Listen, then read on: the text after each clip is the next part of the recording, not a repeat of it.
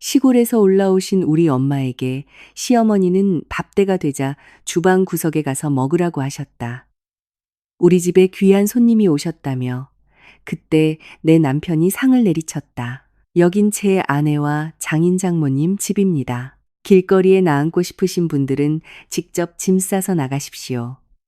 서울의 늦가을 한강에서 불어오는 바람이 제법 쌀쌀해진 연희동의 어느 골목. 담장 너머 장민넝쿨이 붉게 물들어가는 풍경은 평화로워 보이지만 밖으로는 환하게 불을 밝히고 있어도 안으로는 남몰래 거센 폭풍우를 숨기고 있는 집들이 있다. 내 이름은 고혜린, 그해 33살이었고 여의도에 있는 의료기기 회사에서 재무팀장으로 일하고 있었다. 내 업무는 1년 내내 영수증, 장부, 그리고 숫자와 얽혀 있었다. 사람들은 나를 보고 무뚝뚝하다고 하지만 사실 나는 매사에 조심스럽고 확실한 것을 좋아할 뿐이다. 돈 문제도 말과 행동도 명확해야 한다. 살다 보면 애매모호한 것들에서 냄새가 나기 마련인데 특히 집안일이나 친인척 문제에서는 더 그렇다. 내 남편 백희성은 나보다 3살 많은 36살로 인테리어 시공 감독으로 일하고 있다. 그는 말 한마디로 좌중을 압도하는 스타일의 남자는 아니다. 과묵하고 다소 무뚝뚝하지만 행동으로 처자식을 아끼는 사람이다. 전구가 나가면 갈아 끼우고 아이가 열이 나면 밤을 새운다. 내가 야근을 하고 늦게 퇴근하면 알아서 쌀을 씻고 밥을 안 친다. 내 집에서 내가 총괄 집사 역할을 연기할 필요가 없게 해주는 사람이다. 우리 부부에게는 올해 5살 된 딸 다온이가 있다. 집에서는 태명이었던 봄이라고 부른다. 동그란 눈에 언제나 종알종알 말이 많은 아이인데 특히 외할머니를 무척 따른다. 전라남도 담양에 계신 친정 부모님께 영상 통화를 걸 때면 할머니 얼굴이 보이기도 전에 소리친다. 외할머니, 봄이가 집 만큼 외할머니 보고 싶어요. 우리 엄마는 전화기 너머로 애틋함이 섞인 목소리로 웃으신다. 집만큼 보고 싶으면 주말에 할머니가 서울 갈 테니까 마음 바꾸면 안 돼. 아이가 사랑의 크기를 비교할 때 들먹인 그 집은 서울 연희동의 넓은 골목에 위치한 2층짜리 단독주택이다. 마당 한편엔 장미가 피고 작은 테라스에는 내가 심어둔 깨씹과 고추 화분이 놓여 있다. 남들은 우리 부부를 보고 젊은 나이에 서울에 번듯한 내 집을 마련해 보기 많다고 한다. 그 말이 틀린 건 아니지만 그 복은 동화 속 감처럼 하늘에서 뚝 떨어진 것이 아니었다. 이 집은 온전히 내 명의로 된 특유 재산이다. 내가 희성 씨와 결혼하기 전 친정아버지 고동철 씨와 어머니 윤정숙 씨가 담양의 젊은 시절부터 가지고 계시던 땅을 처분하셨다. 노후 자금이나 훗날 자식들에게 물려주려던 땅이었지만 내가 객지에서 월세방을 전전하며 고생하는 것을 보신 아버지는 이렇게 말씀하셨다. 딸자식 시집 가는데 제 이름으로 된 집 하나는 있어야 허리 펴고 산다. 부모가 큰 부자는 못 돼도 힘 닿는 데까지는 해줄 거다. 엄마는 증여계약서에 도장을 찍으실 때 눈물을 보이셨다. 내 손을 꼭 쥐며 작게 말씀하셨다. 이 집은 네가 남을 무시하라고 주는 게 아니다. 하지만 언젠가 네가 누군가에게 무시당할 일이 생기면 최소한 네가 딛고 설 자리는 있어야 하니까 주는 거야. 나는 그 말을 지금까지 가슴에 새기고 있다. 희성 씨는 이 집의 가치와 그 돈이 어디서 왔는지 정확히 알고 있다. 열쇠를 건네받던 날 그는 현관문 앞에 한참을 서 있다가 내 부모님을 향해 말했다. 장인어른, 장모님 감사합니다. 거창한 약속은 감히 못 드리겠습니다. 다만 에린이가 이 집 문제로 눈물 흘리는 일은 결코 없게 하겠다고 약속드립니다. 아버지는 그의 어깨를 두드리셨다. 자네가 큰 빚을 졌다고 부담 가질 필요 없네. 부부끼리 서로 예의 지키고 잘 살면 그걸로 좋게. 희성 씨는 그 후 수년 동안 그 약속을 지켰다. 담양 처가에 가면 가만히 앉아 밥만 기다리지 않고 아버지의 낡은 대문 수리를 도왔고 어머니가 관절염 병원에 가실 땐 영양제를 챙겨드렸으며 명절돌이도 어긋남 없이 해냈다. 한 번은 엄마가 사위에게 너무 깍듯하게 하지 않아도 된다고 하시자 그는 웃으며 답했다. 우리 집 밥 먹고 자란 사위인데 깍듯할 게 뭐 있습니까, 장모님. 그 한마디에 엄마는 하루 종일 입가에 미소가 떠나지 않으셨다. 나이든 부모에겐 자식이 쥐어주는 수백만 원보다 사려 깊은 말 한마디가 추운 겨울 소미불보다 더 따뜻한 법이다. 하지만 시댁의 분위기는 달랐다. 시아버지 백남기 씨는 남자가 무조건 가장으로서 주도권을 쥐어야 한다는 가부장적인 분이셨다. 남자가 집안의 기둥이 되어야 밖에 나가서도 대접받는다는 말씀을 자주 하셨다. 시어머니 강명희 여사는 목소리는 부드럽지만 뼈 있는 말을 던지는데 선수셨다. 대놓고 화를 내진 않으셨지만 빙빙 돌려 하는 그 은근한 말들은 때론 냉장고의 얼음물보다 더 시리게 가슴을 찔렀다. 시댁 친척들이 놀러 올 때마다 시어머니는 종종 웃으며 말씀하셨다. 우리 희성이가 뜻이 있어서 장가 오자마자 번듯하게 집도 마련하고 처자식 안정시켰잖아. 사정을 모르는 사람이 들으면 이 집을 희성 씨가 마련한 줄 알 법한 뉘앙스였다. 처음엔 그냥 속으로 삼켰다. 한 번은 희성 씨가 바로잡았다. 어머니, 이 집은 결혼 전에 장인어른 장모님이 에린이 이름으로 사주신 거잖아요. 그러자 어머님은 손사래를 치셨다. 아유, 누가 아니래? 하지만 부부가 일심동체인데 굳이 내 거 칼같이 나눌 게 뭐 있니? 남들이 들으면 웃는다. 주방에서 채소를 씻던 나는 마음이 무겁게 가라앉는 것을 느꼈다. 남들이 웃든 말든 그건 내 알 바 아니었다. 내가 아는 건 친정 부모님이 당신들의 피땀 어린 땅을 파셨고 그들의 희생이 부부는 일심동체라는 편리한 말 한마디로 덮일 수는 없다는 사실이었다. 가화만 사성이라고 참는 자에게 복이 올 거라 스스로를 다독였던 적도 있었다. 어느 집이든 갈등은 있게 마련이고 연세 드신 시어머니의 체면 세우기 정도는 흔한 일이라 여겼다.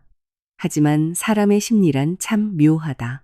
내가 참으면 상대는 내가 아픔을 모르는 줄 알고 내가 웃어넘기면 생각이 없는 줄 안다. 어떤 이들은 타인의 호의를 자신이 더 높이 올라가기 위한 사다리로 여기기도 한다. 어느 일요일 오후 시어머니가 집에 들르셨다. 남편은 보미를 데리고 빵을 사러 나가고 나만 집에 있었다.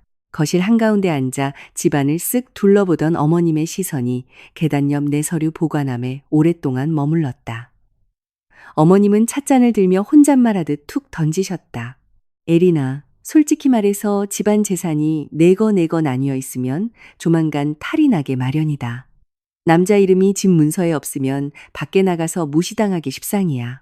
나는 탁자 위에 오렌지 접시를 내려놓으며 평소의 차분한 목소리를 유지했다. 어머니, 부부가 같이 사는데 중요한 건 서로를 대하는 태도잖아요. 종이장 위의 이름이 서로를 더 사랑하게 만들어주는 건 아니니까요. 어머님은 나를 보며 입꼬리를 살짝 올리셨다. 네가 아직 젊어서 세상을 너무 쉽게 보는구나. 인생은 드라마가 아니란다. 여자가 재산을 너무 꽉 쥐고 있으면 남편이 기가 죽는 법이야. 나는 몇 초간 침묵했다. 골목 밖에서는 찹쌀떡 장수의 길게 끄는 소리가 차가운 바람을 타고 들려왔다. 눈앞에 놓인 찻잔에선 아직 김이 모락모락 피어오르고 있었지만 내 마음은 이미 싸늘하게 식어버렸다. 그때는 그 말이 단순한 비아냥거림이 아니라 거대한 균열의 첫 징후였다는 것을 알지 못했다. 며칠 뒤 바로 이 집에서 내 딸의 5번째 생일상이 시댁 식구들에 의해 우리 친정 부모님의 자존심을 짓밟는 무대로 변할 줄은 상상도 못했다. 여자가 재산을 꽉 쥐고 있으면 남편 기가 죽는다는 시어머니의 말은 내 가슴 속에 계속 맴돌았다. 어머님이 무서워서가 아니라 무심코 던진 듯한 그 말 속에 내 가장 아픈 곳을 찌르려는 의도가 다분했기 때문이다. 나는 희성 씨에게 곧바로 말하지 않았다. 퇴근하고 온 남편에게 굳이 자기 어머니 흉을 듣게 하고 싶지 않았고 여전히 별일 아니다라며 스스로를 다독이는 버릇이 남아있었기 때문이다. 그 주 화요일 저녁 시부모님이 저녁 식사를 하러 오셨다. 나는 된장찌개와 고사리 나물, 매콤한 고등어 조림, 그리고 아버님이 좋아하시는 겉바속촉 두부 부침을 준비했다. 밥상에 앉자마자 아버님은 희성 씨를 보며 물으셨다. 요즘 일은 어떠냐? 남자가 밖에서 돈을 벌고 가장 노릇을 해야지 만날 처가에서 해준 집에 얹혀 살면서 내 이름으로 된 재산 하나 없으니 나중에 남들이 알면 뭐라고 하겠냐. 찌개를 푸던 내 손이 멈칫했다. 남편은 밥그릇을 내려놓으며 차분하게 대답했다.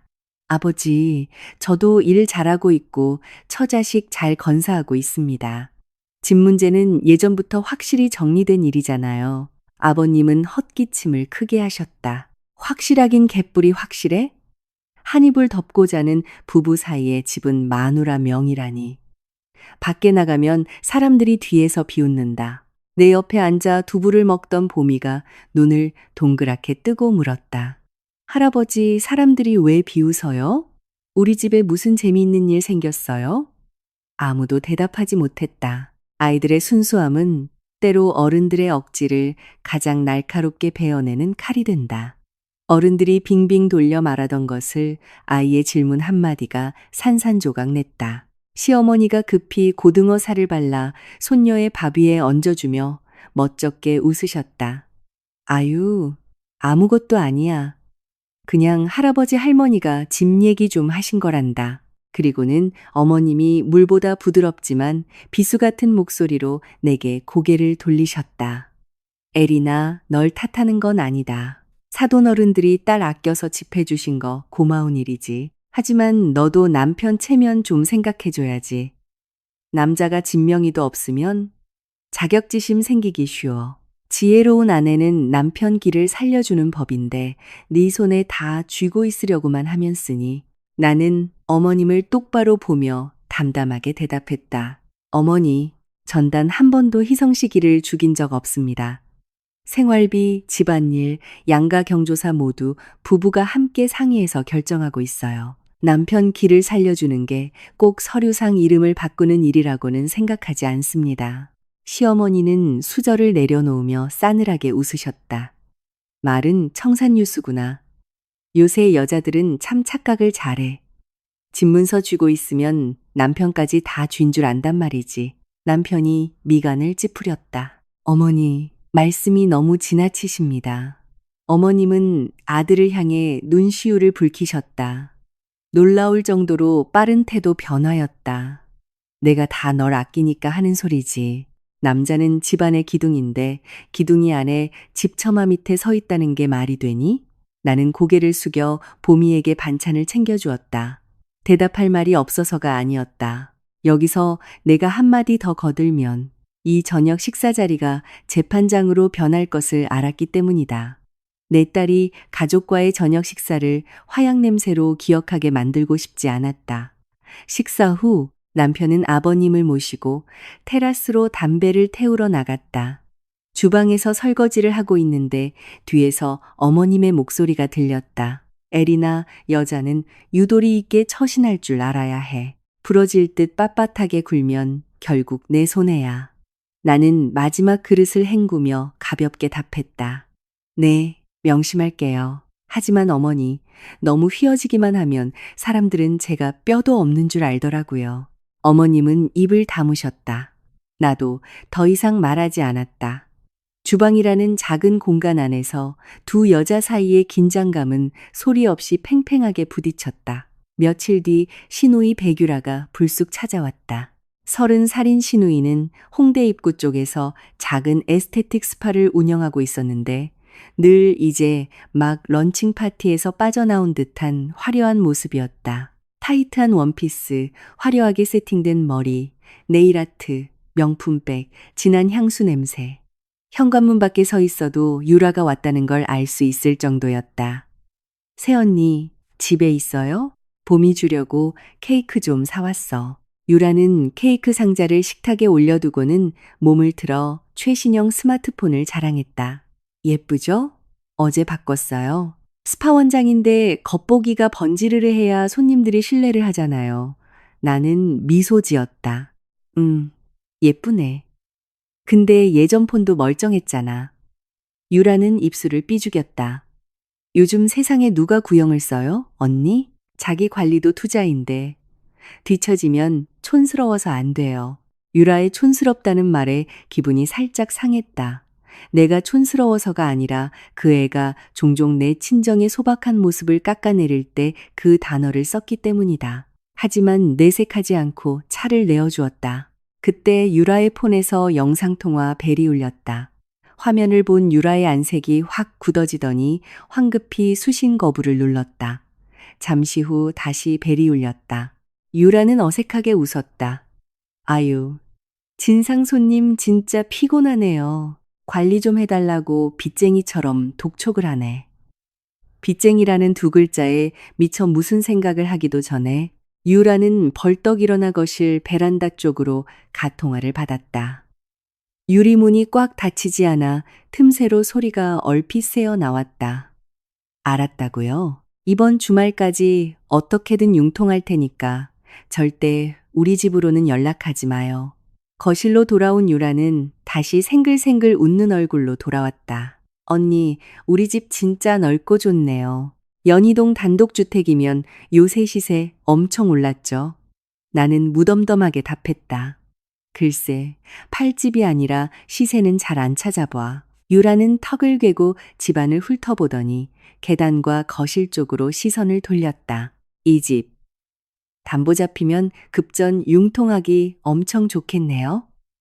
가벼운 농담처럼 툭 던진 말이었지만 눈빛은 전혀 웃고 있지 않았다. 나는 유라를 똑바로 쳐다보았다. 유라 아가씨, 혹시 어디 급하게 돈 융통할 때 있어? 유라는 흠칫 놀라더니 과장되게 웃음을 터뜨렸다. 아이고 언니, 그냥 농담한 거예요.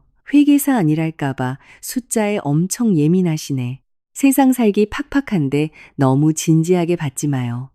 나도 마주 웃었지만 속으로는 이 상황을 차곡차곡 기록해 두었다. 수년간 회계사로 일하며 나는 아주 작은 오차에 익숙해져 있었다. 몇천 원의 오차가 전체 대차 대조표를 뒤흔들 수 있는 것처럼 사람의 행동도 마찬가지다.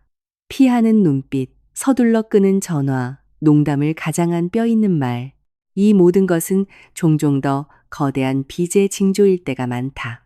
그날 저녁 유라가 돌아간 후 희성 씨가 물었다. 당신 무슨 일 있어? 유라 다녀간 뒤로 기분이 영 안 좋아 보이네. 나는 아이 옷을 개며 대답했다. 당신, 요즘 아가씨 스파 운영 잘 되는지 알아? 남편은 놀란 표정을 지었다. 어머니한테 듣기론 잘 된다던데, 왜? 나는 전화 통화와 집담보에 관한 이야기를 들려주었다. 남편은 한참을 침묵하더니 한숨을 쉬었다. 유라가 원래 말실수를 좀 하잖아. 내가 따로 알아볼게. 나는 남편을 빤히 보았다. 나도 억측하는 건 싫어. 하지만 가볍게 넘기지도 마. 우리 집이 누군가 물에 빠졌을 때 끌어당길 수 있는 공짜 구명조끼는 아니니까. 남편은 고개를 끄덕였다. 그의 눈엔 걱정과 함께 약간의 회피 본능도 스쳐 지나갔다. 사람들은 흔히 남의 잘못은 매의 눈으로 보면서도 제 핏줄의 문제 앞에서는 눈을 흐리게 뜨는 법이니까. 그날 밤 잠들기 전 남편의 휴대폰 화면에 시어머니의 카톡이 뜨는 것을 보았다. 에린이한테 잘 구슬려봐. 부부 사이 오래 가려면 재산은 합쳐야 해. 남들 눈에 네가 처가에 꽉 잡혀 산다고 보이면 안 되잖니. 희성 씨는 카톡을 읽고 폰을 뒤집어 놓았다. 그는 아무 말도 하지 않았고 나도 더 묻지 않았다. 하지만 어둠 속에서 나는 이 집이 더 이상 비바람을 피하는 단순한 공간이 아님을 직감했다. 나에게 이 집은 부모님의 피땀이고 남편에게는 은혜였다. 하지만 시댁 식구들에게는 아마도 말을 잘하고 적당히 압박하면 언젠가는 내 손으로 명예 이전 서류의 도장을 찍게 만들 수 있는 전리품쯤으로 변질되어 가고 있는 듯했다. 보미의 5번째 생일은 마침 토요일이었다.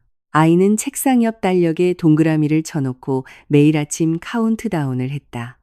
엄마, 밤 3번만 더 자면 나 1살 더 먹는 거 맞지? 나는 아이 머리를 묶어주며 웃었다. 그럼 1살 더 먹으면 더 의젓해져야지. 아이는 사뭇 진지한 표정으로 고민하더니 답했다. 그럼 딱 반만큼만 의젓해지면 안 돼? 너무 얌전하면 재미없단 말이야. 나는 빵 터졌다. 때로는 어른들의 가식보다 아이들의 솔직함이 낫다. 어른들은 평생 양보하고 참는 것을 미덕이라 여기며 살다가 지치면 왜 아무도 내 마음을 몰라주냐며 화를 낸다. 올해 생일은 거창하게 파티를 할 생각은 없었다. 그저 양가 조부모님, 시댁의 큰아버님이신 남수 아주버님, 가까운 친척 몇 분, 그리고 옆집에 사시는 오밀한 통장님 정도만 모시고 소박한 저녁 식사를 하려고 했다. 내 딸이 사랑하는 사람들에 둘러싸여 촛불을 끄고 따뜻한 하루를 보내길 바랐다. 그 소박하고 평범한 소망을 누군가 무참히 깨버릴 줄은 꿈에도 몰랐다. 그날 저녁 나는 담양 친정으로 영상통화를 걸었다. 화면에 엄마 얼굴이 뜨자마자 보미가 소리쳤다. 외할머니? 토요일에 할아버지랑 꼭 오셔야 해요.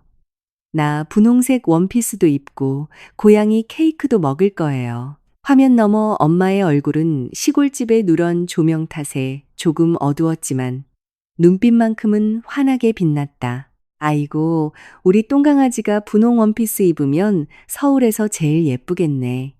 뒤에 앉아 계시던 아버지가 헛기침을 하며 농담을 던지셨다. 할아버지가 가도 케이크 줄 거냐? 할머니만 주는 거 아니지. 보미가 전화기에 얼굴을 바싹댔다. 할아버지도 2입 줄게요. 대신 생일 축하 노래 율동도 같이 해줘야 해요. 아버지는 허허 웃으셨다. 내가 율동하면 온 동네 사람들이 다 도망갈걸. 그 대화를 들으며 나는 마음이 뭉클했다. 객지 생활을 오래 하다 보니 전화 너머 부모님 목소리만 들어도 어린아이가 된 기분이다. 전화를 마친 후 엄마가 나에게 따로 전화를 거셨다. 에리나, 시댁 식구들 많이 오시니? 우리까지 가면 좁고 번잡하지 않겠어? 우린 나중에 따로 올라가도 되는데. 나는 목이 메었다. 번잡하긴요, 엄마. 엄마 아빠 외손녀 생일인데 일찍 올라오세요. 보미가 목 빠지게 기다려요.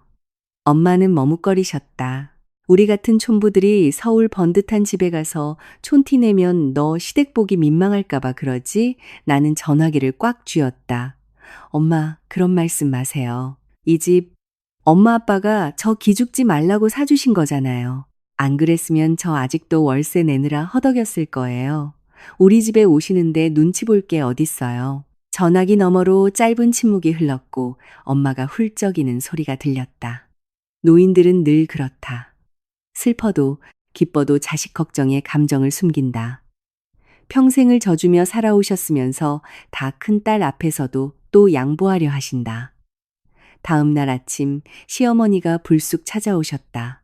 나는 생일 파티 준비물을 리스트로 적고 있었다. 갈비찜용, 고기, 잡채 재료, 미역, 모듬전 재료, 풍선, 숫자 5 모양의 초. 어머님은 메모지를 힐끗 보더니 물으셨다. 뭘 이렇게 잔뜩 적었니? 아, 토요일 봄이 생일 준비요. 친정 부모님도 올라오시기로 했거든요. 친정 부모님 이야기가 나오자 어머님의 표정이 순간 멈칫했다. 찰나의 순간이라 주의 깊게 보지 않으면 놓칠 뻔했다. 또 올라오셔? 나는 고개를 들었다. 네, 봄이 생일이라 다 같이 저녁이나 한 끼 하려고요. 시어머니는 식탁 의자를 빼고 앉으시며 무미건조한 톤으로 말씀하셨다. 그래, 사돈 어른들 오시는 건 좋은데 촌에서 이것저것 너무 많이 바리바리 싸우시지 말라 그래라. 서울집 좁은데 흙 묻은 채손이 냄새나는 반찬이니 널려 있으면 지저분해 보여서 나는 볼펜을 내려놓았다. 엄마가 봄이 먹이려고 유기농 채소랑 손수 담근 된장, 김치 정도 가져오시는 거예요. 어머님은 비웃듯 입꼬리를 올렸다. 시골 반찬이야. 시골 사람들한테나 귀하지. 그날 시댁 쪽 귀한 손님들도 오시는데 상에 그런 거 늘어놓으면 보기에 좀 민망하잖니. 나는 어머님을 쳐다보았다. 가벼운 한마디였지만 그 안에는 노골적인 서열 나누기가 들어있었다. 묻고 싶었다. 시댁 쪽 손님은 귀한 손님이고 우리 부모님은 짐꾼이라도 되느냐고. 하지만 입을 다물었다. 무서워서가 아니라 거실에서 색칠놀이를 하고 있는 보미가 어른들의 날선 대화를 듣게 하고 싶지 않았기 때문이다. 그날 오후 오미란 통장님이 동네 반상회 안내문을 돌리러 잠시 들르셨다. 통장님은 부지런하고 인심도 좋으셨지만 동네 남의 집 얘기에 관심이 많은 게 흠이었다. 서울 주택가에서 남 얘기 좋아하는 사람과 입이 가벼운 사람이 만나면 정보는 오지 속도로 퍼져나간다. 시어머니는 통장님을 보자 환하게 웃으며 맞이하셨다. 아유, 통장님 차 한잔하고 가셔요. 우리 에린이가 주말에 다 오니 생일 잔치를 한다고 해서 들렀어요. 통장님은 웃으며 덕담을 건넸다. 사모님은 복도 많으셔요. 며느리랑 아들이 훤칠하고 서울에 일이 좋은 단독주택도 있고 시어머니는 나를 힐끗 보더니 농담 반 진담 반으로 말씀하셨다. 그럼요. 다 우리 아들 희성이가 든든하게 버텨주니까 가능한 거죠. 여자 혼자서 무슨 수로 이 큰 집을 관리하겠어요? 집에 남자가 떡하니 버티고 있어야 남들도 무시 못하는 법이지요. 차를 따르던 내 손이 멈췄고 뜨거운 물이 컵 밖으로 살짝 흘러넘쳐 손끝을 대게 했다. 통장님은 멋쩍은 듯 웃었다. 아, 네. 부부가 같이 잘 가꿔가는 거죠.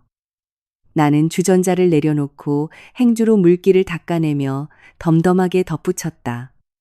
네, 둘이 같이 고생하고 있습니다. 각자 제 몫을 하면서요. 어머님은 나를 노려보며 가볍게 치고 들어오셨다. 아유, 나도 그냥 해본 소리지. 근데 집안의 남자가 제대로 대우받고 서 있어야 이웃들도 다르게 보는 건 사실이잖아. 통장님은 서둘러 인사를 하고 돌아갔다. 통장님을 배웅하고 돌아선 내 얼굴에서 미소는 완전히 사라졌다. 어머님은 마당의 장미 넝쿨에서 마른 잎을 뜯어내며 태연하게 말씀하셨다. 내가 그냥 기분 좋게 한 소리니까 마음에 담아두지 마라. 나는 대답했다. 네, 담아두지 않습니다. 전 그저 다가오는 토요일, 우리 봄이 생일이 평화롭기만을 바랄 뿐이에요. 어머님은 나를 몇 초간 응시하더니 핸드백을 들고 일어서셨다. 평화롭고 말고는 네가 어떻게 처신하느냐에 달렸지. 집안의 위아래가 똑바로 서야 잡음이 안 나는 법이다. 그 말은 저녁 내내 내 머릿속을 떠나지 않았다. 퇴근한 희성 씨가 들어왔을 때 나는 주방에서 설거지를 하고 있었다. 보미는 방에서 잠이 들었고 조용한 동료가 흘러나오고 있었다. 남편이 셔츠 소매를 걷으며 나를 도우려 다가왔지만 나는 수도꼭지를 잠그고 그를 돌아보았다. 여보, 내 말 잘 들어. 나 진지해. 내 굳은 목소리에 남편은 멈칫했다. 무슨 일 있어? 나는 시어머니가 낮에 통장님 앞에서 남긴 내 아들이 집안의 기둥이라 가능했다는 식의 발언과 시골 반찬을 깎아내린 이야기를 전했다. 희성 씨의 얼굴이 어두워졌다. 내가 어머니한테 말씀드릴게. 나는 고개를 저었다. 아니, 이제 말로 끝날 문제가 아니야. 당신이 내 한계를 명확히 알아야 해. 나는 낮고 분명한 목소리로 또박또박 말했다. 어머님이 나를 깎아내리시는 건 참을 수 있어. 시어머니 체면 세우는 거라 치고 넘어갈 수 있어. 하지만 내 부모님이 내 돈으로 산 이 집에서 그것도 내 아이 앞에서 시댁에 의해 무시당하는 일이 생긴다면 나 절대 가만히 안 있을 거야. 희성 씨는 오랫동안 말이 없었다. 베란다 밖으로 불어온 바람에 옷걸이들이 부딪히는 소리만 작게 났다. 그의 눈빛에는 아내와 부모 사이에서 갈등하는 난처함이 서려 있었다. 하지만 이번만큼은 그가 중간에 서는 것을 원치 않았다. 어떤 일은 중간을 지키는 게 공평한 것이고 어떤 일은 그저 교묘한 회피일 뿐이니까. 마침내 그가 내게 다가와 어깨를 잡았다. 장인어른, 장모님이 우리 집에서 무시당하는 일 절대 없게 할게. 무슨 일이 생기면 내가 앞에 나설 거야. 그때 남편이 앞으로 닥칠 일을 얼마나 예상했는지는 모르겠다. 나는 그 말에 마음이 조금 가벼워지는 동시에 묘하게 더 무거워졌다. 그날 밤 나는 찬장에 생일잔치 때 쓸 식기들을 정갈하게 씻어 엎어두었다. 하지만 다가올 토요일의 밥상에 오를 것이 맛있는 갈비찜이나 잡채, 케이크만이 아닐 것이라는 불길한 예감이 들었다. 그 밥상 위에는 시댁의 헛된 자존심, 멸시, 그리고 오랫동안 평화라는 껍데기 아래 숨겨져 있던 날 선 감정들이 날 것 그대로 올라오게 될 터였다. 토요일 아침, 나는 새벽 5시에 눈을 떴다. 늦가을 아침의 공기는 꽤 차가웠다. 나는 외투를 걸치고 망원시장으로 장을 보러 나섰다. 질 좋은 소갈비, 신선한 당면, 목이버섯, 전을 부칠 생선과 고기, 거실을 장식할 풍선, 숫자 5가 적힌 예쁜 촉까지 한가득 샀다. 동네 빵집에 들러 보미가 직접 고른 고양이 모양 케이크도 찾았다. 빵집 사장님이 웃으며 물었다. 오늘 댁에 잔치 있나 봐요? 나는 미소 지으며 답했다. 네, 딸내미 5번째 생일이에요. 한 달 전부터 손꼽아 기다렸거든요. 사장님은 아이고, 애가 신나서 온 집안이 들썩이겠네 하며 축하해 주셨다. 나도 온 집안이 즐거움으로만 들썩이길 바랐지만 사람 마음이란 게 먹음직스럽게 붙여진 전처럼 예쁘게만 붙여지는 게 아니었다. 집에 돌아오니 희성 씨가 일찍 일어나 보미와 풍선을 불고 있었다. 분홍색, 하얀색 풍선들이 거실 바닥을 뒹굴었다. 토끼 잠옷을 입은 보미는 까치집을 지은 머리를 하고 허리에 손을 얹은 채 아빠에게 지시를 내리고 있었다. 아빠, 이쪽 풍선이 삐뚤어졌잖아. 자꾸 틀리면 감점이야. 남편은 웃음을 터뜨리며 말했다. 아이고, 5살짜리 현장 소장님 나셨네. 보미는 아주 진지하게 고개를 끄덕였다. 오늘 파티의 주인공은 나니까요. 나는 주방에 짐을 내려놓고 부녀의 모습을 보며 마음이 따뜻해졌다. 남들이 보기엔 그저 그런 평범한 가정이겠지만 각박한 서울살이 속에서도 집안일을 함께 돕고 아내를 챙기는 남편이 있다는 사실에 위안을 얻었다. 10시가 넘어가자 주방에서는 갈비찜 익는 냄새가 진동했고 잡채와 삼색전이 먹음직스럽게 쌓여갔다. 어머니가 좋아하시는 미역국도 푹 끓여두었다. 11시가 조금 넘었을 때 대문 밖에서 차 서는 소리가 났다. 보지 않아도 친정 부모님이라는 걸 알 수 있었다. 나는 황급히 손을 닦고 나갔다. 역시나 아버지는 무거운 종이 상자를 안고 계셨고 엄마는 커다란 보자기를 들고 계셨다. 담양에서 새벽 고속버스를 타고 오신 두 분의 옷자락엔 시골 냄새와 버스 매연 냄새가 옅게 배어 있었다. 엄마, 뭘 이렇게 많이 가져오셨어? 엄마는 이마에 맺힌 땀을 닦으며 환하게 웃으셨다. 아유, 별거 아니여. 우리 다온이 줄 한과랑 아범 좋아하는 김치 좀 싸고 직접 담근 된장이랑 젓갈 조금 챙겨온 거다. 아버지는 짐을 내려놓으며 사람 좋게 웃으셨다. 이 젓갈은 냄새가 쬐깐 나도 찌개 끓일 때 넣으면 기가 막히다. 내가 짐을 받기도 전에 집 안에서 나온 남편이 한 걸음에 다가와 엄마의 보자기와 아버지의 상자를 훌쩍 받아들었다. 장인어른, 장모님, 오시느라 고생하셨습니다. 터미널로 마중 나갔어야 했는데 죄송합니다. 엄마는 연신 손사래를 치셨다. 아니야, 무겁지도 않은데. 이리 다오. 남편은 고개를 저었다. 이렇게 무거운 걸 들고 오시다니요. 얼른 들어가시죠. 그때 집안에서 보미가 스프링처럼 튀어나왔다. 아이는 신발도 제대로 안 신고 맨발로 마당을 가로질러 외할머니 품에 쏙 안겼다. 외할머니, 왜 이제 왔어? 목 빠지는 줄 알았잖아. 엄마는 손녀를 안아 올리며 주름진 눈가에 미소를 가득 담았다. 아이고, 우리 예쁜 강아지. 할미가 늦어서 미안해. 아버지는 손녀의 머리를 쓰다듬으셨다. 할아버지가 케이크 먹어도 된다고 허락은 할 거냐? 보미는 셀쭉하게 웃으며 말했다. 할아버지가 노래 크게 불러주면 2조각 줄게요. 가족의 웃음소리가 마당을 채웠다. 남편은 친정 부모님을 거실로 모시고 푹신한 소파에 상석을 내어드리며 따뜻한 차를 대접했다. 엄마는 집안을 둘러보시며 감탄하셨다. 아유, 집이 참 정갈하다.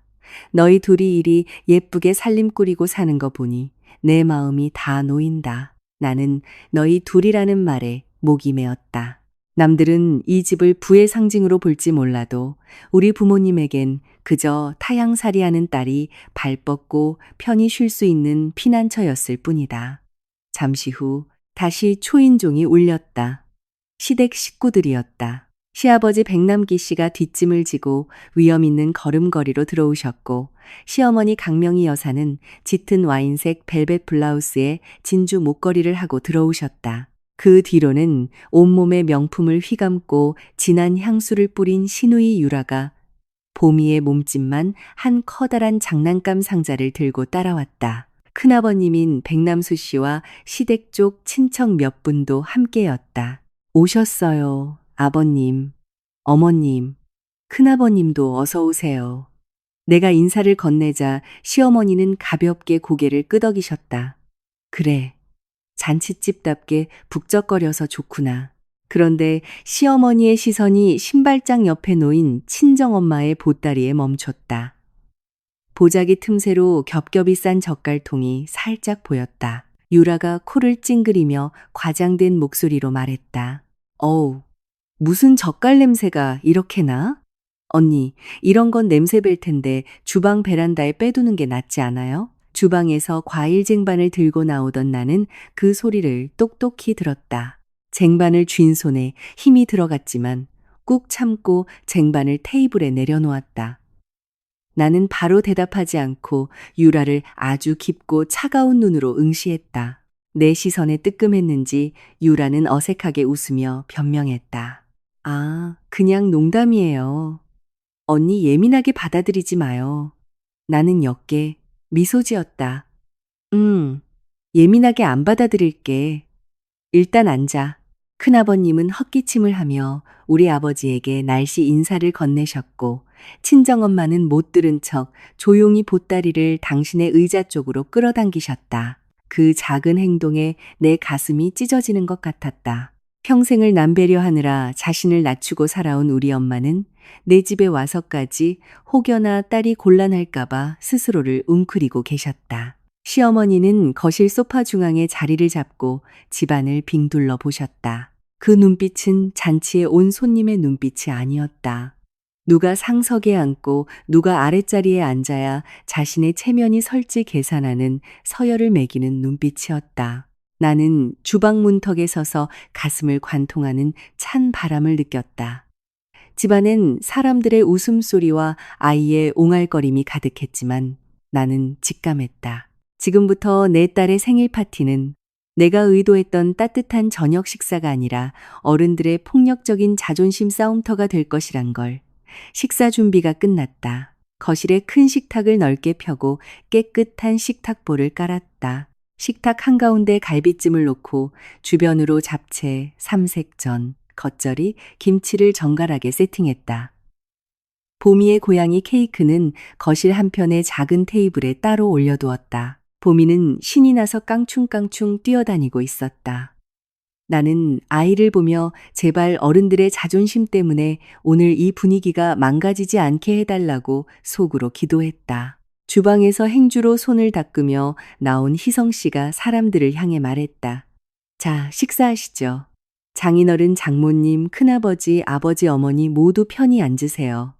나는 아침에 보미가 외할머니 옆에 앉을 거야 라고 신신당부했던 것을 기억하고 친정 부모님을 식탁 중앙 쪽으로 모시려 했다. 그런데 내가 의자를 빼기도 전에 시어머니가 벨벳 블라우스 깃을 여미며 벌떡 일어나셨다. 얼굴에는 인자한 미소가 걸려 있었지만 목소리는 면도날처럼 얇고 날카로웠다. 사돈, 저기 주방 쪽에 있는 4인용 식탁에가 앉으시는 게 편하실 거예요.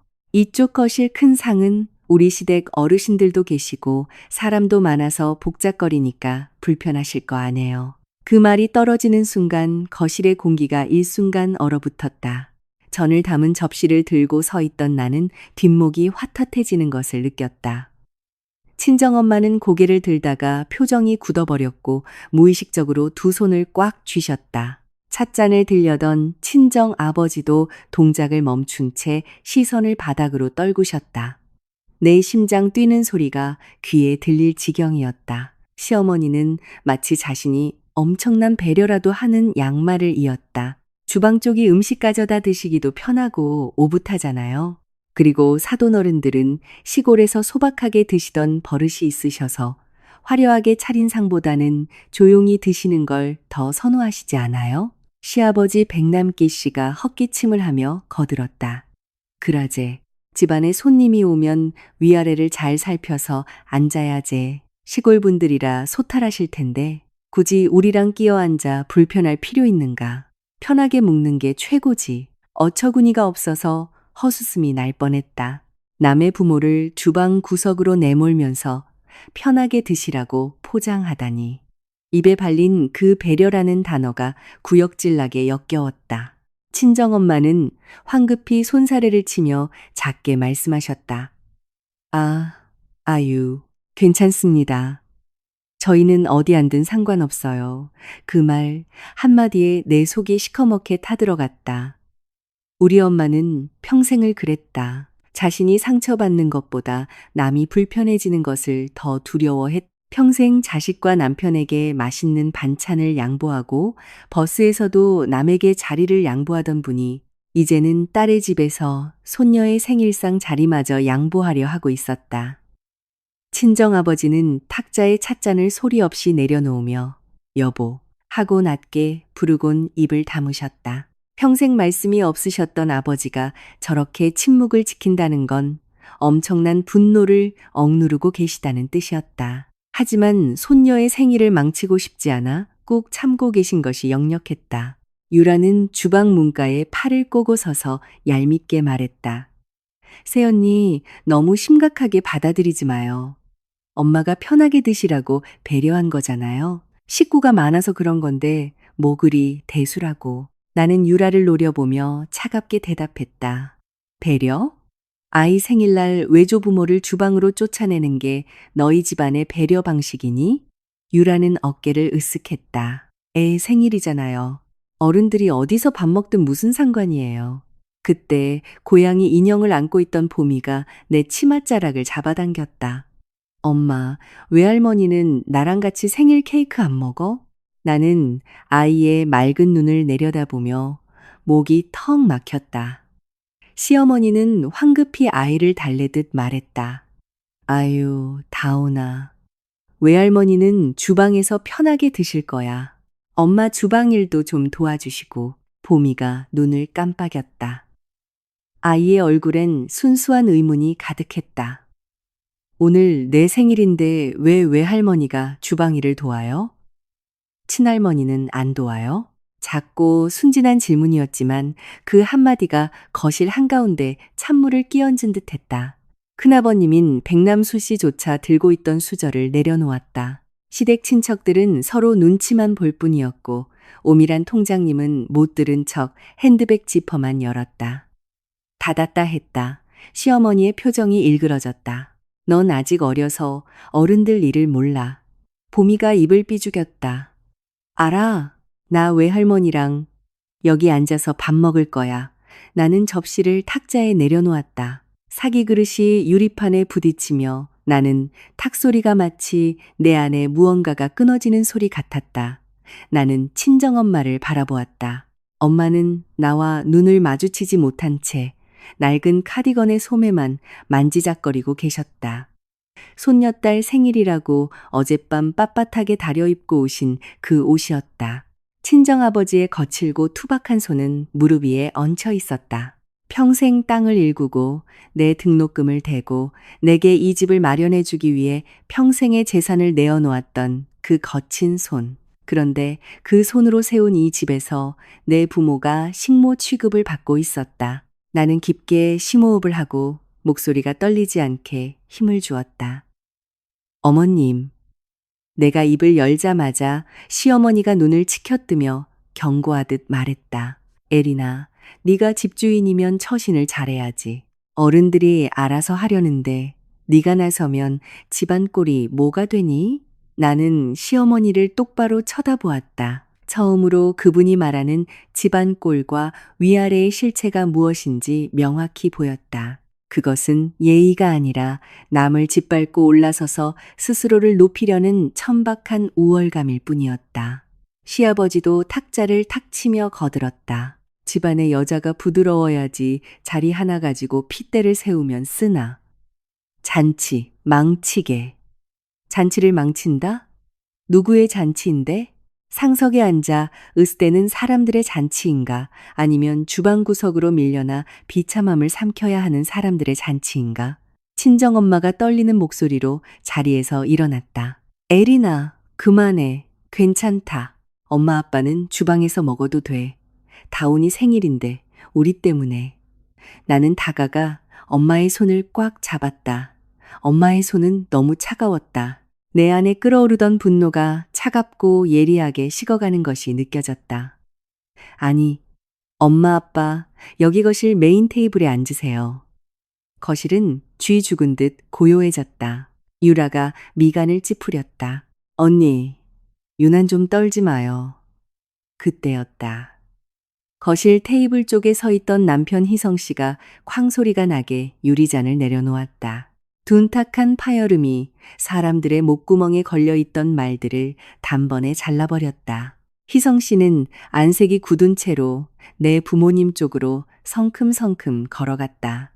그리고 자신의 자리 바로 옆에 있는 의자 2개를 빼냈다. 조용한 거실에 의자 끄는 소리만 요란하게 울렸다. 장인어른, 장모님, 여기 앉으십시오. 그의 목소리는 크지 않았지만 단호했다. 충동적인 행동이 아니라 뼛속까지 굳게 다짐한 사람의 목소리였다. 시어머니의 안색이 하얗게 질렸다. 희성이 너 지금 뭐 하는 거냐? 희성 씨는 어머니를 향해 고개를 돌렸다. 장인어른 장모님을 제 밥상에 모시고 있습니다. 시어머니가 이를 악물었다. 내가 사돈 어른들은 편하게 주방에서 드시게 하라고 했잖니. 여기 어른들 많아서 불편하시다고. 희성 씨는 어머니를 보고 테이블에 앉은 친척들을 한 번 쓱 둘러본 뒤 다시 어머니를 보았다. 누가 불편합니까? 어머니? 그 질문에 시어머니는 말문이 막혔다. 아들이 이렇게 대놓고 반박할 줄은 예상치 못한 눈치였다. 시아버지가 소리쳤다. 네, 이놈. 애미한테 말버릇이 그게 뭐야? 자리 좀 양보하라는 게 그렇게 큰 죄냐? 희성 씨는 친정아버지를 먼저 자리에 모시고 엄마를 봄이 옆에 앉혀드린 뒤에야 아버지를 향해 돌아섰다. 아버지 말씀대로 그냥 자리 문제입니다. 하지만 그 단순한 자리 문제로 제 아내의 부모님을 주방으로 내몰려 하셨다면 그건 배려가 아니라 명백한 모욕입니다. 정막이 흘렀다. 큰아버님인 백남수 씨가 헛기침을 하며 분위기를 무마해 보려 했지만 입을 떼지 못했다. 시어머니는 억지 웃음을 지었다. 내가 누굴 모욕한다고 그러니? 그저 식구들끼리 편하게 먹자고 한 거지. 희성 씨가 즉각 받아쳤다. 가족이라면 더더욱 주방으로 내쫓아선 안 되죠. 그리고 남편은 내 부모님을 가리켰다. 여기 계신 2분은 제 아내의 부모님이자 보미의 외조 부모님이고 저희 부부가 이 집에 살 수 있게 피땀 흘린 재산을 내어주신 분들입니다. 오늘 제가 부모님을 주방으로 쫓겨나게 내버려 둔다면 가장 낯을 들 수 없는 사람은 다름 아닌 저 백희성입니다. 가슴이 저릿했다. 시댁 식구들의 은근한 조롱 속에서 남편이 이토록 명확하게 진실을 공표한 것은 처음이었다. 시아버지는 분노로 얼굴이 붉어졌다. 내 놈이 친척들 앞에서 내 부모 얼굴에 똥칠을 해? 희성 씨는 물러서지 않았다. 전 사실을 말했을 뿐입니다.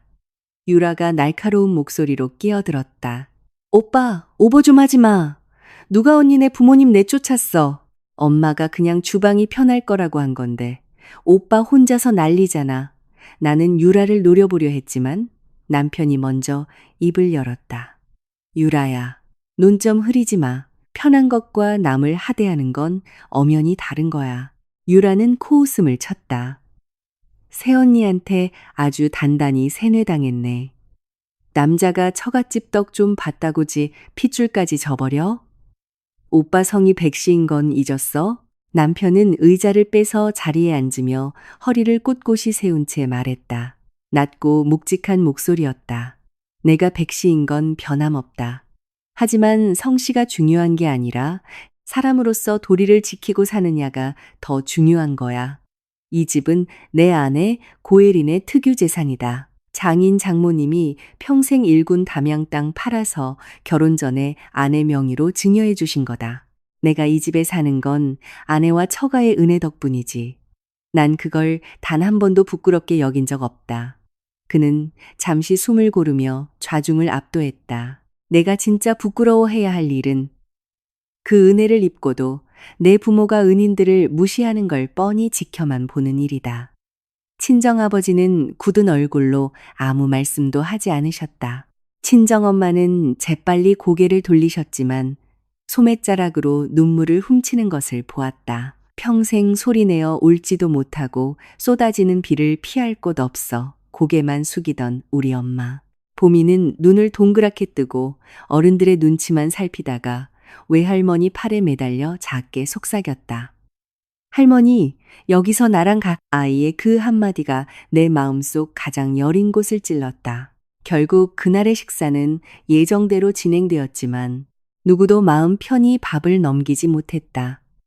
갈비찜도 잡채도 입에 들어가는지 코로 들어가는지 모를 지경이었다. 보미의 생일 촛불을 끄고 노래를 부를 때도 어른들의 표정은 굳어 있었다.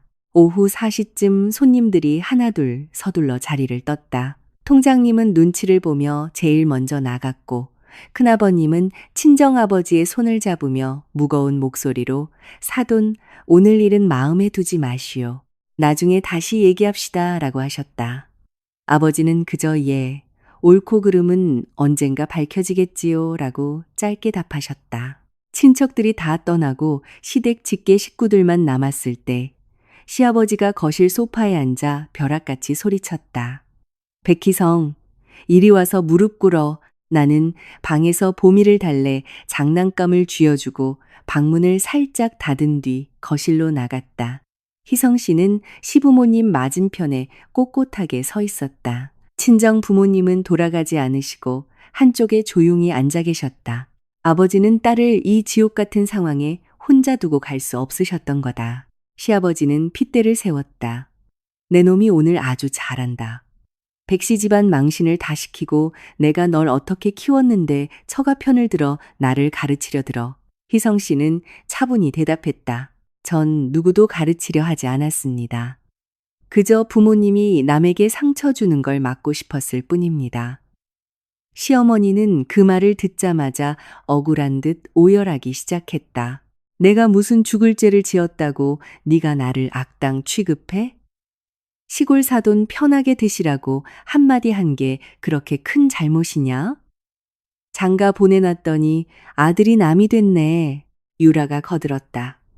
엄마 말이 맞지? 오빠는 새언니랑 결혼하고 나서 언니한테 꽉 잡혀 살아. 새언니는 자기 이름으로 집 하나 있다고 기세등등해서 우리 집안을 우습게 알고 나는 유라를 향해 서늘하게 말했다. 유라야, 말 다 했어? 유라는 코웃음 쳤다. 틀린 말했어요? 언니 집 하나 있다고 유세 떠는 거잖아요. 나는 한 걸음 다가가며 말했다. 남의 부모를 주방으로 쫓아내는 걸 그저 한마디 한것으로 치부한다면 넌 대체 가정교육을 어떻게 받은 거니? 유라가 펄쩍 뛰었다. 어디서 가르치려 들어? 시어머니도 눈을 부라리며 일어섰다. 에린이 너 시댁 식구한테 그게 무슨 말버릇이냐. 며느리가 이렇게 오만방자해서야. 나는 시어머니를 똑바로 쳐다보며 맞섰다. 제가 뭐가 오만방자합니까? 전 남편에게 저와 부모님 중 양자택일을 강요한 적 없습니다. 시댁경조사, 명절 도리 다 했습니다. 하지만 제 부모님이 손녀딸 생일에 올라와서 식모 취급을 받으셨습니다. 만약 어머님이 남의 집에서 그런 취급을 받았다면 가만히 계셨겠습니까? 시어머니가 말문이 막힌 틈을 타 시아버지가 상을 내리쳤다. 며느리가 어디서 따박따박 말대꾸야. 집문서 하나 쥐었다고 시애미 시아비가 우스워? 그 순간 내 안의 인내심이 완전히 바닥났다.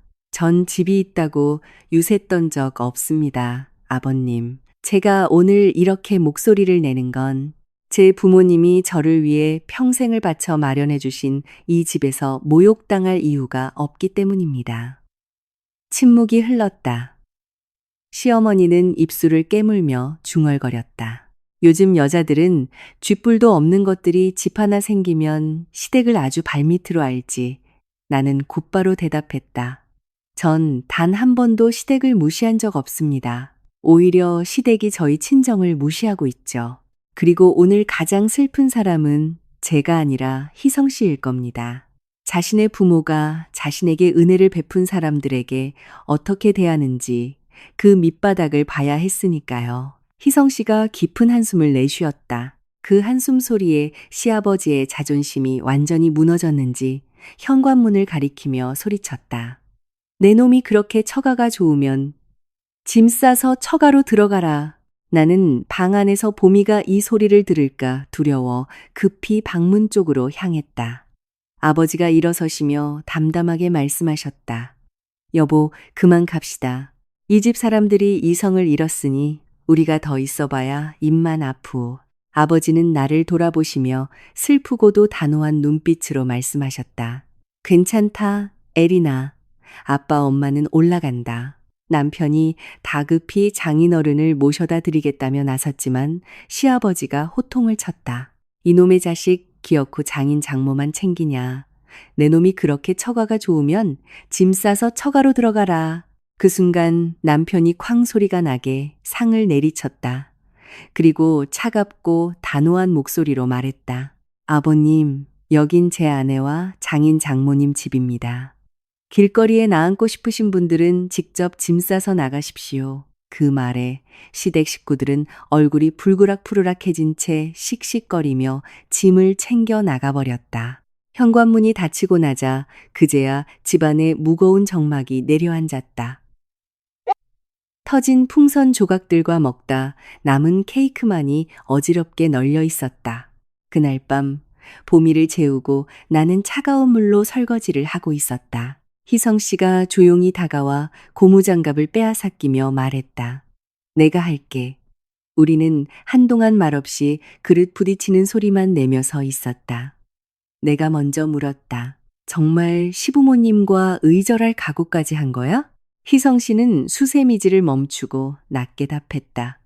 아들인데 왜 마음이 안 불편하겠어. 하지만 내가 무서웠던 건 내가 침묵하면 당신이 나를 남편으로 인정하지 않을 거라는 사실이었어.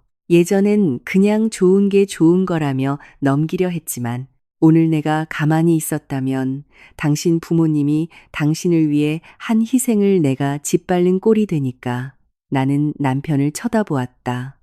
눈시울이 붉어져 있었다. 나는 작은 목소리로 말했다. 완벽한 남편을 바라는 게 아니야. 그냥 옳고 그름 앞에서 나 혼자 서 있게만 하지 마. 희성 씨는 고개를 끄덕였다. 차가운 수돗물에 손은 시렸지만 마음은 낮보다 훨씬 따뜻해졌다. 최소한 이 집을 지킬 내 남편은 방관자가 아니었으니까. 하지만 인생은 결코 호락호락하지 않다. 다음 날 아침 7시쯤 남편의 휴대폰이 미친 듯이 울려댔다. 우유를 데우던 남편이 화면을 보더니 안색이 백지장처럼 변했다. 나도 곁으로 가 화면을 보았다. 가족 단톡방에 시누이 유라가 올린 동영상 하나가 떠 있었다. 처가에서 해준 집 믿고 기세등등한 아내가 남편 조종해서 시부모님한테 폐악질 부리는 영상이라는 자극적인 자막이 달려 있었다. 영상은 1분 남짓이었다. 교묘하게도 시어머니가 친정 부모님을 주방으로 쫓아낸 부분은 싹 잘려나가고 남편이 저는 처가에 사는 게 부끄럽지 않습니다. 라고 소리치는 장면과 내가 시어머니에게 맞서는 장면 그리고 시아버지가 뒷목을 잡는 장면만 짜깁기 되어 있었다. 나는 기가 막혀 헛웃음이 났다. 칼도 누가 쥐느냐에 따라 흉기가 되듯 악의적으로 편집된 영상은 진실을 완벽하게 가리는 무기가 되어 있었다. 단톡방엔 친척들의 비난이 쏟아지고 있었다. 요즘 며느리들 무섭다더니 집 하나 해왔다고 시부모를 저리 괄시하네. 희성이가 불쌍하다. 오전 내내 이 영상은 친척들을 넘어 동네 아줌마들 모임방에까지 퍼졌다. 오미란 통장님이 조심스레 카톡을 보내왔다. 에린 엄마, 동네에 이상한 영상이 돌고 있는데 나야 에린 엄마 성품 알지만 이거 빨리 수습해야겠어. 나는 속이 뒤틀렸다. 피해자가 가해자로 둔갑하는 건 순식간이었다. 오후에 친정엄마가 떨리는 목소리로 전화를 하셨다. 에리나, 시골까지 이상한 소문이 돈다. 네가 시부모를 내쫓았다고. 아버지가 전화기를 빼앗아 드셨다. 사위 바꿔라. 희성 씨가 전화를 받자 아버지는 단호하게 말씀하셨다. 자네가 알아서 바로잡게. 내 딸이 억울하게 손가락질 받는 건 내 눈에 흙이 들어가도 못 본다. 희성 씨는 고개를 숙이며 답했다. 네, 장인어른, 제가 다 바로잡겠습니다. 전화를 끄는 남편은 곧바로 해명글을 작성하려 했다. 나는 남편의 손을 잡으며 말했다. 감정적으로 욕하지 말고 철저하게 팩트만 적어. 우리는 거실 홈캠 CCTV에 녹화된 원본 영상을 찾아냈다. 어머님이 친정 부모님을 주방으로 가라고 지시하는 모습, 보미가 할머니 왜 거기 가냐고 묻는 장면이 고스란히 담긴 풀버전 영상이었다. 남편은 단톡방과 동네, 맘카페 등의 원본 영상의 주요 캡처 화면과 함께 상황을 조목조목 설명하는 글을 올렸다. 글을 올리고 30분도 지나지 않아 단톡방은 쥐 죽은 듯 조용해졌다. 영상을 보고 흥분했던 친척들은 태세를 전환하거나 입을 꾹 다물었다. 그날 저녁 사태의 심각성을 인지한 큰아버님 백남수 씨가 남편에게 전화를 걸어왔다. 내일 저녁에 너희 집에서 양가 부모님 다 모시고 정식으로 얘기 좀 하자. 이대로 두면 집안 꼴 우스워진다. 다음 날 저녁 다시 모인 밥상머리의 공기는 무거웠다. 나는 이 자리가 결코 단순한 사과 자리가 아님을 직감하고 준비해둔 것이 있었다. 방금 전까지 눈물을 찔끔거리며 억울한 척하던 유라의 휴대폰이 요란하게 울려대기 시작한 것이다. 화면에는 황태석이라는 이름이 떠 있었다. 유라는 기겁하며 전화를 끊으려 했지만 희성 씨가 잽싸게 휴대폰을 낚아채 스피커폰으로 전화를 받았다. 백유라 씨? 이번 주까지 융통해 준다고 한돈 1억 5천만 원 대체 언제 갚을 겁니까? 가족들 집 담보로 잡아서라도 당장 입금하라고 했을 텐데 낮고 험악한 빚쟁이의 목소리가 거실에 쩌렁쩌렁 울렸다. 거실은 완전히 찬물을 끼얹은 듯 얼어붙었다. 유라는 사색이 되어 털썩 주저앉았고 시부모님은 눈을 피하며 식은땀을 흘렸다. 퍼즐이 완벽하게 맞춰졌다. 왜 시어머니가 그토록 남편 명의를 운운하며 집을 부부 공동 명의로 바꾸라 압박했는지, 왜 유라가 우리 집 대출 이야기를 꺼냈는지, 왜 우리 부모님을 주방으로 쫓아내며 길을 죽이려 했는지. 그들은 유라의 스파 사업빚 1억 5천만 원을 갚기 위해 내 명의의 집을 공동 명의로 돌린 뒤 담보대출을 받으려는 치밀한 수작을 부리고 있었던 것이다. 이래서였습니까? 내가 시어머니를 향해 차갑게 물었다. 제 부모님을 모욕하고 저를 기죽여서 결국 이 집 서류에 도장 찍게 만들려고요? 시어머니는 말을 더듬었다. 가족끼리 어려울 때 돕는 게 당연한 거 아니니. 네가 집을 주고 안 내놓으니까. 그 집은 제 부모님이 피땀 흘려 사주신 제 특유 재산입니다. 나는 단호하게 소리쳤다. 가족이라는 이름으로 남의 재산을 훔치려 드는 건 사기입니다. 친정아버지도 분노에 찬 목소리로 말씀하셨다. 우리 딸, 집을 담보로 잡으려 내외를 갈라치기 했단 말이오. 당신들, 참으로 무서운 사람들이. 구먼! 큰아버님조차 혀를 끌며 시아버지를 꾸짖었다. 남기, 너 이게 무슨 짓거리냐. 며느리 집을 노리고 그런 파렴치한 짓을 해? 궁지에 몰린 시어머니는 갑자기 가방에서 서류 뭉치를 꺼내 탁자에 던졌다. 이거 봐라. 에린이, 너도 이미 동의했잖아. 서류의 제목은 부부 공동 재산 관리 및 명예 변경 동의서였다. 맨 밑에는 내 이름과 함께 내 것과 아주 흡사한 서명이 적혀 있었다. 나는 서류를 훑어보고는 실소를 터뜨렸다. 이거 제가 쓴 거 아닌데요? 유라가 소리쳤다. 언니가 썼잖아. 날짜 봐요. 나는 서류의 날짜를 확인했다. 이 날짜. 5년 전 봄이 낳고 산후조리원에 있을 때네요. 나는 기가 막혀 실소를 터뜨렸다. 최근에 이 서류를 위조하면서 제가 산후조리하느라 제정신이 아니었던 그 시기를 교묘하게 노려서 날짜를 꾸며냈군요. 제가 아파서 펜도 못 쥐고 있을 때 썼다고 우기려고요? 마침 법무법인에서 사무장으로 일하고 있는 내 사촌 오빠, 고지훈 오빠가 그 자리에 함께 있었다. 내가 만일을 대비해 불렀던 것이다. 지훈 오빠는 서류를 들여다보더니 코웃음을 쳤다. 이거 법적 양식도 안 맞고 공증도 없고 서명은 조잡하게 위조된 티가 팍팍 나네요. 사문서 위조 및 행사죄는 형사처벌 대상인 거 아시죠? 유라의 얼굴이 백지장처럼 하얗게 변했다. 위조라니요. 난 그냥. 그때 방에서 그림을 그리던 보미가 거실로 나오며 무심코 말했다. 엄마, 며칠 전 유치원 끝나고 올 때 모자 쓴 무서운 아저씨가 우리 집 대문 밖에서 계속 쳐다보고 있었어. 내 심장이 덜컥 내려앉았다. 황태석. 그 사채업자가 이미 우리 집 앞까지 찾아와 내 딸을 지켜봤다는 뜻이었다. 더 이상 가족 간의 치정 싸움이 아니었다. 내 아이의 안전이 위협받고 있었다. 나는 곧장 자리에서 일어나 지훈 오빠와 남편을 보았다. 경찰서로 가죠. 그날 밤 우리 부부와 지훈 오빠, 그리고 사색이 된 시댁 식구들은 관할 경찰서에 모였다. 나는 위조된 서류, 협박성 카톡, 홈캠에 찍힌 사채업자의 모습, 그리고 유라가 악의적으로 편집해 유포한 영상 자료까지 모두 증거로 제출했다. 조사관은 엄격한 얼굴로 시댁 식구들에게 경고했다. 사문서 위조는 중범죄입니다.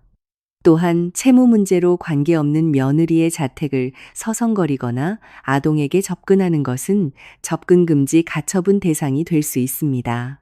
허위사실 유포에 의한 명예훼손건도 고소장이 접수되면 처벌받습니다. 경찰의 엄중한 경고 앞에 시아버지의 알량한 가부장적 자존심도, 시어머니의 교묘한 새치혀도, 유라의 철없는 이기심도 모두 박살났다. 그들은 덜덜 떨며 선처를 호소했다. 유라는 그 자리에서 무릎을 꿇고 울고 불고 매달렸다. 새언니, 제발 고소만은 막아주세요. 제가 미쳤었어요. 다시는 안 그럴게요. 나는 유라를 싸늘하게 내려다보며 말했다. 단톡방에 원본 영상 다시 올리고 네가 무슨 짓을 했는지 명백히 밝혀서 사과문 올려. 그리고 2번 다시 우리 집 앞, 내 딸 근처에 얼씬도 하지 마. 며칠 뒤 남편 희성 씨는 시부모님과 유라를 불러 앉히고 3가지 조건을 내걸었다. 첫째, 유라 빚은 유라가 스파 정리하고 알아서 갚아라. 난 내 비상금과 오토바이 판돈으로 아주 급한 불만 꺼줄 거다. 둘째, 다시는 에린이 집 공동명에 운운하지 마라. 셋째, 장인어른과 장모님, 그리고 보미에게 진심으로 사과해라. 이 약속을 어길 시 저는 그날로 백씨 집안과 연을 끊고 서류 위조 건으로 유라를 고소할 겁니다. 시어머니는 눈물을 뚝뚝 흘리며 보미의 손을 잡았다. 보미야, 할미가 미안하다. 할미가 나쁜 맘을 먹어서 우리 예쁜 똥강아지랑 외할머니를 아프게 했어. 비록 그 사과가 경찰서의 압박 때문이었을지라도 최소한 진실은 제자리를 찾았다. 일주일 뒤 우리는 담양 친정집에 내려갔다. 엄마는 마당 평상에 된장찌개와 고사리나물, 그리고 짭조름한 젓갈을 올려 소박하지만 따뜻한 밥상을 차려주셨다. 그곳엔 위아래를 나누는 서열도, 눈치를 봐야 하는 시댁에 억지도 없었다. 보미는 평상에 누워 외할머니 배 위에서 뒹굴며 까르르 웃었다. 희성 씨가 아버지를 도와 평상 한쪽을 닦으며 나를 보고 희미하게 웃었다. 그 웃음엔 피로와 안도가 교차하고 있었다. 폭풍우가 지나간 후 우리 가족의 형태는 예전 같지 않을 것이다. 시댁과의 관계엔 지울 수 없는 금이 같지만 나는 후회하지 않는다. 어설픈 평화를 지키려다 내 부모의 피땀과 내 아이의 안전을 내어줄 수는 없었다.